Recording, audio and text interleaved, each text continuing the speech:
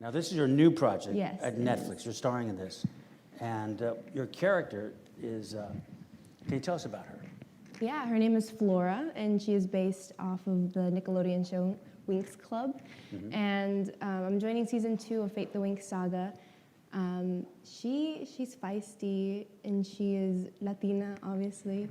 The cool thing about this show is it doesn't really showcase like, oh, she's Latina, and it's like she's Latina and she's a regular human being like everybody else. So that's something very different that I haven't seen, and I'm really excited for everybody to. So she's well written. She's well written, yes. And that's a great thing. Is, do you think the writing is getting a little bit better in Hollywood when it comes to our people? I think people are learning, and I think it's very important not to tiptoe around touchy subjects, because we know our culture best, and we can point out when something is not good enough. Yeah, it's like tell our story, and our story is best told by ourselves. I think Eva Longoria said people are afraid to get it right, and so like a movie like In the Heights is just getting ripped apart. Yeah. And it's so true. Yeah, and tell them why right now In the Heights has a lot of people upset with it. Not necessarily our community, but there's a lot of people. There's a lot of people upset about it. I feel like you could explain it better than I can. All right. All right. In the Heights by Lin-Manuel Miranda was, first of all, it was a Broadway play. It was about the Dominican, the neighborhood he grew up in. And all neighborhoods change. They're constantly changing. So a lot of people are saying there wasn't enough Afro-Latinos in the movie.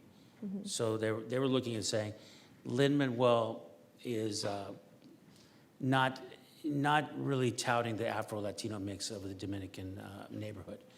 And I don't, for me personally, and I'll be honest about it, I saw more representation of people of color, BIPOC, in that first scene than in all the years I watched Friends. You remember Friends? Remember New York coffee house set in New York? How many Latinos do you see walking through that? It's in New York. How many Latinos did you see behind the counter? It's in New York. How many friends did they have that they went out with? And that was kind of funny because it's set in New York.